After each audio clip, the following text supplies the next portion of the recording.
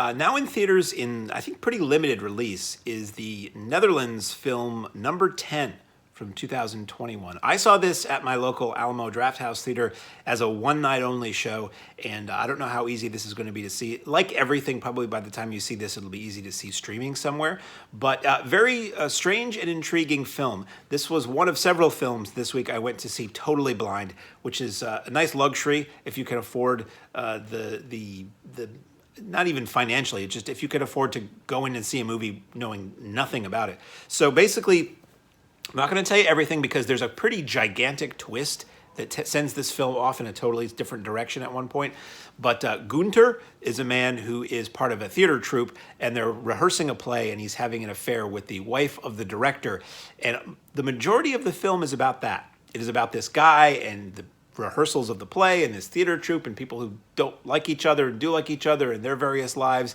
And then someone shows up and whispers a word to Gunther that he doesn't understand, and it sets off this entirely different series of events that makes this movie something completely different than it was from what we started with. I'm not going to say what that is. It is the second half of the movie, but I'd love it for you to be a surprise for you. Or I love if whatever little you hear about this movie intrigues you enough to watch it and not have it be blown by a trailer or a preview or an internet synopsis, or certainly not me. So, as I said, I went in blind. I didn't know what to expect. So I'm watching this film and I'm like, so it's a movie about a theater troupe and all their interpersonal relationships, and it's occasionally amusing and takes little twists and turns.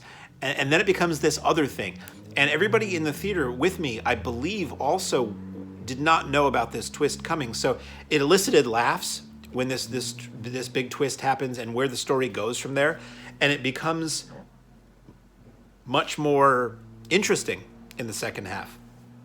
Personally, once I saw where the film was going, I wish we could have altered the timeline a little so that we got to that twist a little bit earlier and spent a little bit more time with the second half of the film, because the first part of the film is very mundane, setting up this guy's life, and it's, relationship stuff and angst and all that. And then it just becomes, as I keep saying, something very, very different.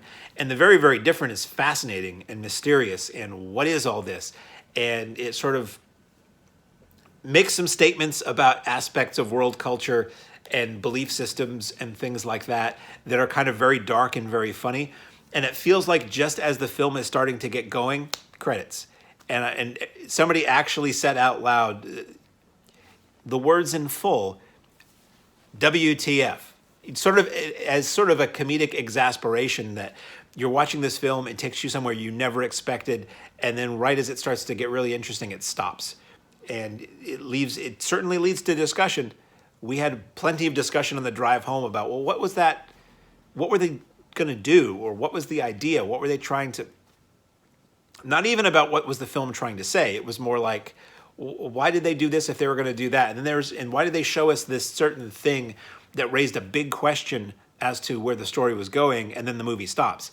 And maybe it was the filmmakers, just wanting to be provocative and give you something to talk about in the drive home. And if that was the case, job done, because there was.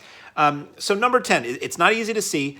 It's a movie that I think art house fans will probably like, people who are into something a bit different, something that certainly doesn't answer all your questions, but is a blend of genres. It was really, I don't know that I would really say I liked it. I didn't dislike it.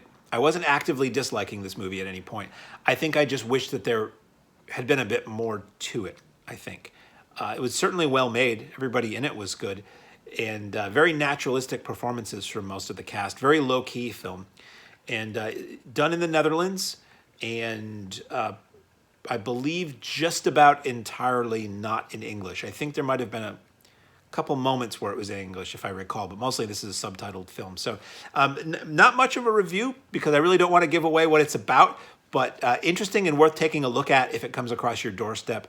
This is, and it's spelled out NR dot and the number 10. So I'm presuming it's called Number 10. So in theaters somewhere and on video and or streaming, Number 10.